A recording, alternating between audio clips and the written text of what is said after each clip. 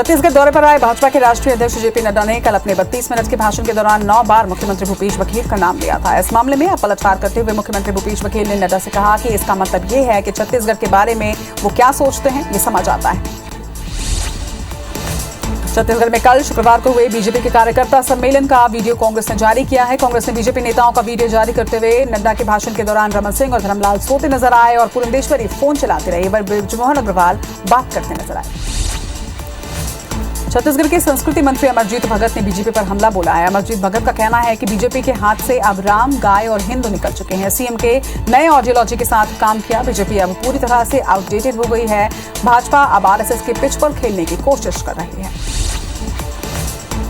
वहीं कांग्रेस के बयान पर बीजेपी नेता धर्मलाल कौशिक ने पलटवार किया। कौशिक का कहना है कि बीजेपी राम नाम पर राजनीति नहीं करती। हिंदू और गाय कभी चुनावी एजेंडा उनके लिए नहीं रहा। कांग्रेस को लगने लगा कि उनसे हिंदू वोट फसल गया है।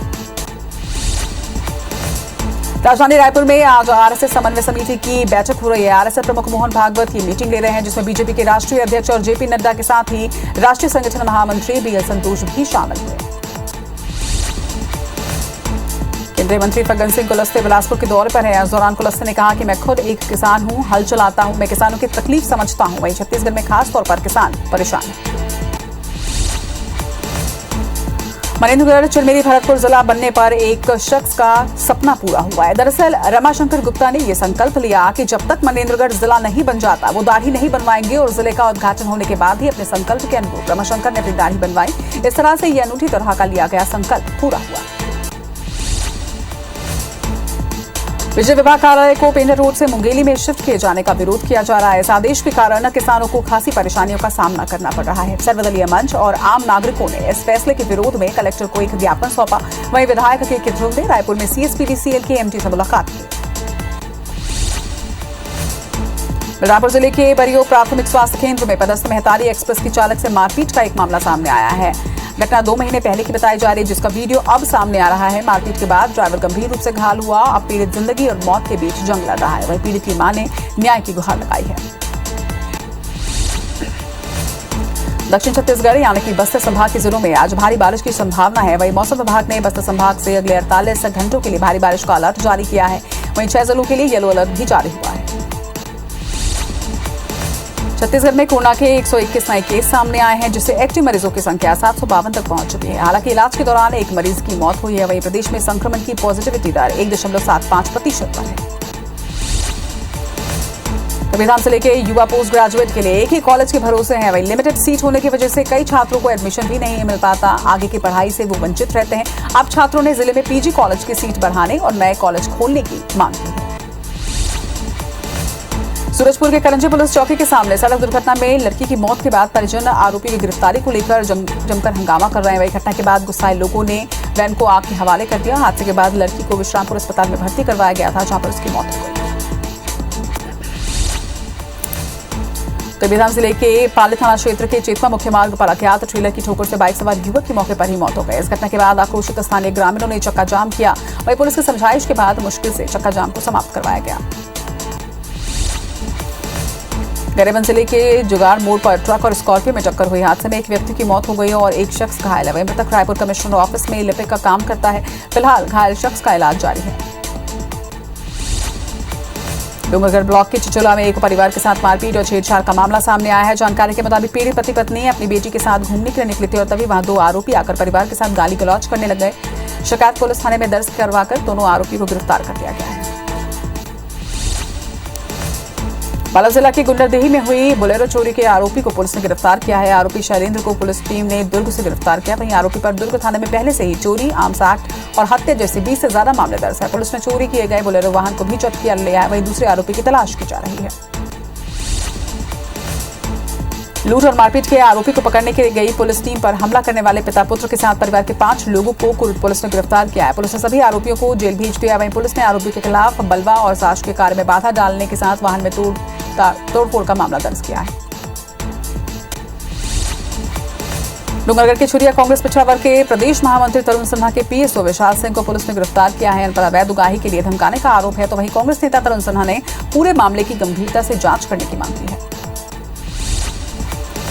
धौलापेंद्रा मरवाही के मिश्र देवी गर्ल्स स्कूल में पढ़ने वाली 9वीं की छात्रा का 5 दिन बाद भी कोई सुराग नहीं लगा है। पुलिस आसपास की सीसीटीवी फुटेज भी लगातार खंगाल रही है और छात्रा को ढूंढने की कोशिश की जा रही है। बता दें कि छात्रा कोमल 5 सितंबर को शिक्षक दिवस के दिन स्कूल गई थी, लेकिन वापस नहीं लौटी।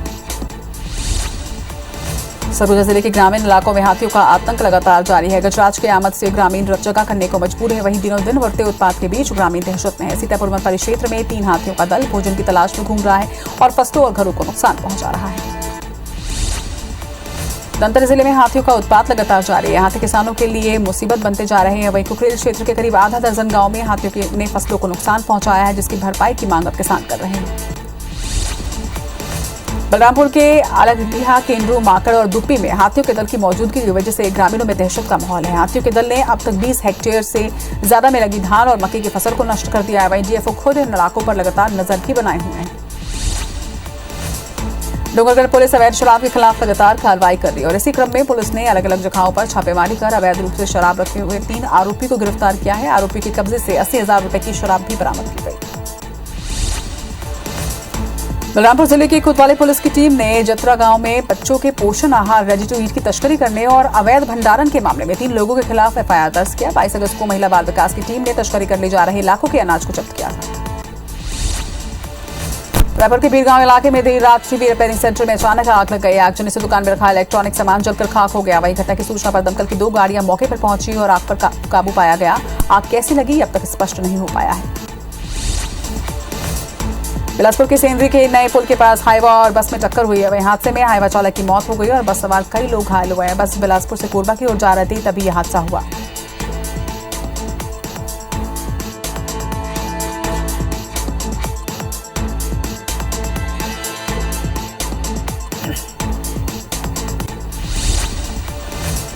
बिलासपुर में हॉस्टल में घुसकर छात्रा से मारपीट का मामला सामने आया। छात्रा के पूर्व प्रेमी ने ये मारपीट की और उसका मोबाइल भी तोड़ दिया। वहीं आरोपी दूसरे युवक से बात करने पर नाराज था, जिसके चलते इस घटना को अंजाम दिया। वहीं पुलिस ने आरोपी के खिलाफ थाने में एफआईआर दर्ज की है। जशपुर जिले के पत्थलगांव जनपद पंचायत के अध्यक्ष समेत अन्य 11 सदस्यों ने सीईओ संजय सिंह को हटाने की मांग की है। इसके लिए जनपद पंचायत अध्यक्ष ने सीएम भूपेश बघेल को एक पत्र लिखा और सीईओ पर भ्रष्टाचार का आरोप लगाकर हटाने की मांग की।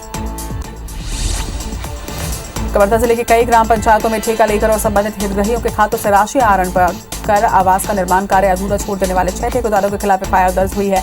कुकदूर थाना में पंडरिया जनपद सीईओ ने एफआईआर दर्ज करवाई। जिले में यह पहला मामला है जब प्रधानमंत्री आवास निर्माण नहीं करने वाले ठेकेदारों पर कार्रवाई की गई। बस्तर जिले के ग्रामीण इलाकों में झोलाछाप डॉक्टरों और अवैध रूप से संचालित क्लिनिक के ग्रामीणों से ज्यादा पैसे लेने की वसूली करने पर शिकायत और प्रशासन ने कार्रवाई की है। लोंगीगुड़ा नायब तहसीलदार ने 2 क्लिनिक में छापा मारा और दोनों के संचालक को नोटिस जारी कर 2 दिन में जवाब मांगा है। बताया जा रहा है कि दोनों ही सरकारी डॉक्टर हैं, लेकिन अधिकतर समय क्लिनिक को देखते हैं। कबीरधाम जिले के भाकुर गांव के पास बाइक सवार युवक अनियंत्रित होकर विद्युत पोल से टकराकर खाई में गिर गया, जिससे युवक की मौके पर ही मौत हो गई। वहीं बताया जा रहा है कि मृतक किसी काम से एसआर पानी गांव गया हुआ था और आते समय हादसे का शिकार हो गया। रायपुर के माना इलाके में हुए हत्याकांड में अब तक police history sheeter Ravi Sahu और नौहर का पता नहीं लगा पाई है। पुलिस ने दोनों ही आरोपियों की सूचना देने वाले को 20,000 रुपए का इनाम देने की घोषणा की है। आपको बता दें कि 5 सितंबर को 3 कार में आए बदमाशों ने विजेंद्र उर्फ लल्ला को घर से बाहर निकालकर उसकी हत्या कर दी थी। जांजगीर चांपा के शिवरी नारायण में शुक्रवार की रात महानदी में गणेश विसर्जन के दौरान डूबे युवक की लाश 15 घंटे बाद मिली। सूचना के बाद सुबह से एसडीआरएफ की टीम वहां पहुंची थी और रेस्क्यू कर युवक के शव को बरामद किया। युवक की लाश मिलने के बाद परिजन सदमे में है। हत्या की आशंका जताने के बाद धमतरी जिले के सिहावा पुलिस ने बुरसेली डोंगरी में दफनाए गए शव को बाहर निकालकर पोस्टमार्टम के लिए मेडिकल कॉलेज रायपुर भेजा। बता दें कि चंद्रकांत साक्षी कोंडा गांव में पढ़ाई किया करता था, जो कि 29 जुलाई को अपने 9 दोस्तों के साथ डैम गया था, जहां पर डूबने से उसकी मौत हो गई। अंबिकापुर में कलयुगी बेटे ने अपनी मां और पिता पर डंडे से हमला कर दिया, जिसमें पिता की मौत हो गई तो वहीं मां की हालत गंभीर बताई जा रही है, जिसे आसपास के लोगों ने अस्पताल में भर्ती करवाया। घटना धौलपुर इलाके के कर्रा गांव की है। फिलहाल पुलिस आरोपी की तलाश में जुटी है।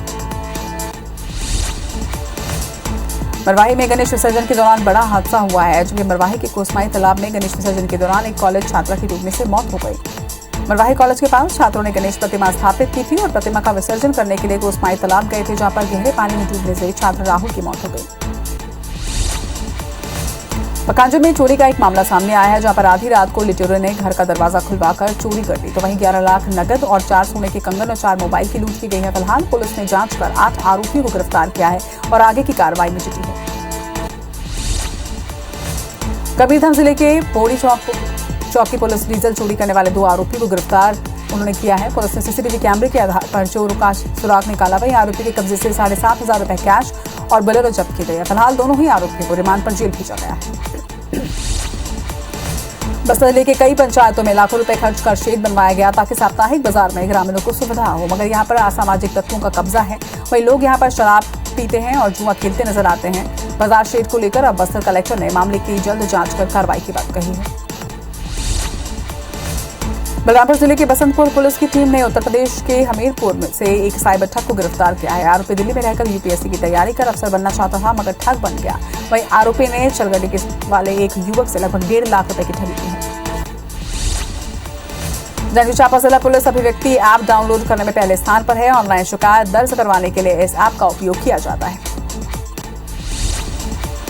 बेमेतरा में स्वच्छता पखवाड़ा के तहत रैली निकालकर लोगों को जागरूक किया जा रहा है। इसी क्रम में स्कूलों में छात्रों ने स्वच्छता रैली निकाली। इस दौरान शिक्षकों और छात्रों ने लोगों को स्वच्छता के महत्व को भी बताया। महासमुंद में 1 दिवसीय संभागीय हैंडबॉल प्रतियोगिता का आयोजन हुआ, जिसमें कुल 300 प्रतिभागियों ने भाग लिया। वहीं पहले मैच में रायपुर और धमतरी से जीत हासिल की है। इस प्रतियोगिता में 14 वर्ष, 17 वर्ष और 19 वर्गों के कुल 9 मैच खेले जाएंगे। छत्तीसगढ़ में गणेश प्रतिमाओं के विसर्जन का सिलसिला जारी है। रायपुर के महादेव घाट पर लोग गणपति बप्पा का विसर्जन कर रहे हैं। विसर्जन के लिए कई घाटों में विशेष इंतजाम किए गए हैं। राजनांदगांव में गणेश विसर्जन से पहले शहर में झांकियां निकाली गई। शुक्रवार की रात को पारंपरिक छत्तीसगढ़ी संस्कृति, आजादी का अमृत महोत्सव, श्री गणेश विवाह, श्री कृष्ण लीला, श्री हनुमान भक्ति और भोले बाबा की बारात की झांकी सहित करीब 27 झांकियां निकाली गई, जिन्हें देखने के लिए हजारों लोग उमड़ पड़े और मनमोहक झांकियों का आनंद लिया। पत्थलगांव में खेत में एक प्राचीन मूर्ति निकली है, जिसके बाद मूर्ति देखने वालों का यहां तांता लगा रहा। दरअसल कुकुरबुक्का गांव में एक किसान खेत की जुताई कर रहा था और उसी दौरान खेत से यहां एक मूर्ति निकली। कवर्धा के परसवाड़ा गांव में पुलिस ने एक बार फिर से नेकी की मिसाल पेश की और एक ग्रामीण का विधि विधान से अंतिम संस्कार करवाया। दरअसल गांव के रज्जू मेरावी ने 20 साल पहले पत्नी को छोड़कर दूसरी महिला से शादी कर ली थी, जिसे लेकर समाज और परिवार ने उसे बहिष्कृत कर दिया था।